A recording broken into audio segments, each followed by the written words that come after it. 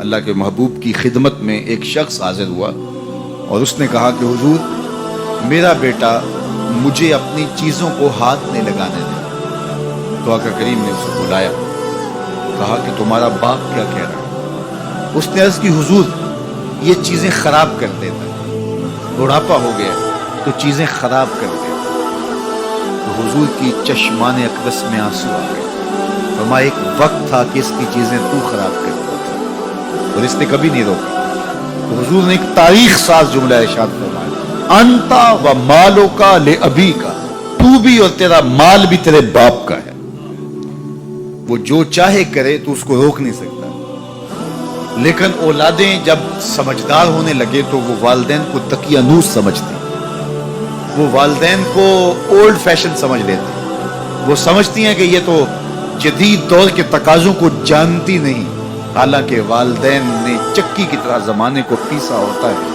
اور حالات کے جبر کو سہا ہوتا ہے اور تجربات کی چکی میں خود پسے ہوتے ہیں اور انہیں پتا ہوتا ہے کہ جو ہے وہ کیسے زندگی گزارنی ہے۔ اگرچہ وہ جدید دنیا کی اصطلاحات سے واقف نہ ہوں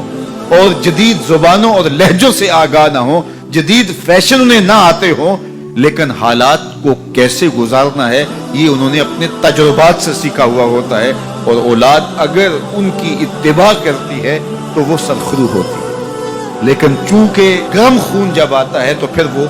چاہتا یہ ہے کہ میں زیادہ سمجھدار ہوں، تو والدین کو وہ اگنور کرنے لگ جاتے ہیں، اور والدین جب اپنے اختیارات سمٹتے محسوس کرتے ہیں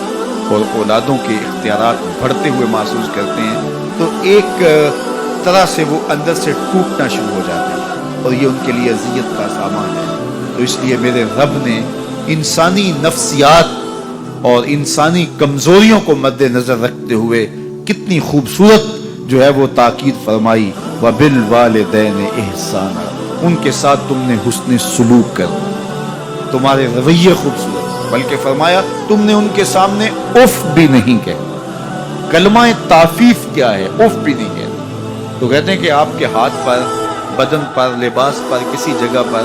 کوئی گرد، کوئی ریزہ پڑا ہوا ہو تو آپ اس کو پھونک سے ایسے اڑاتے ہیں، پھونک مارتے ہیں، تو اس سے جو آواز پیدا ہوتی ہے اس کو اف کہتے ہیں۔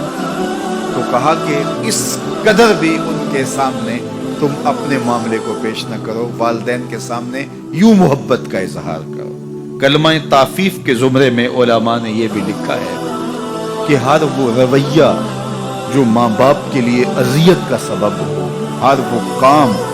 جو والدین کے لیے اذیت کا سبب ہو، اس کو نہ کیا جائے۔ حضرت امام حسن رضی اللہ تعالی عنہ حضرت سیدہ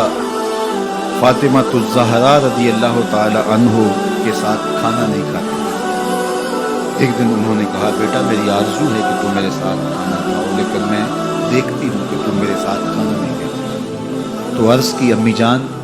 میں اس ڈر سے آپ کے ساتھ کھانا نہیں لیتا کہ کسی لقمے کی طرف آپ کی نظر بڑھ گئی ہو اور آپ کا ہاتھ ابھی نہیں بڑھا اور میں پہلے اس لقمے کو اٹھایا جس کی طرف آپ کی نگاہ سبقت لے گئی اور آپ ماں ہونے کی وجہ سے مجھے نہ روکے۔ وہ ایک فلسفی کہتا ہے مجھے ماں کی محبت کا صحیح اندازہ اس دن ہوا جب سیب 4 تھے اور ہم 5 تھے۔ ماں نے کہا میں تو سیب پسند ہی نہیں کرتی، یہ ماؤں کے روپ ہوتے ہیں، یہ ماؤں کے پیار کا رنگ ہو۔ تو کہا کوئی لقمہ اچھا ہو اور آپ کی نظر بڑھ گئی ہو لیکن میرا ہاتھ پہلے بڑھ جائے اور آپ اس وجہ سے کہ آپ ماں ہیں تو آپ جو ہے وہ اس کی طرف ہاتھ نہ بڑھائیں، تو میں اس ڈر سے آپ کے ساتھ بیٹھ کے کھانے نہیں کھاتا۔ تو کہا ان کے سامنے اف بھی نہ کہو اور ان کی تعظیم کرو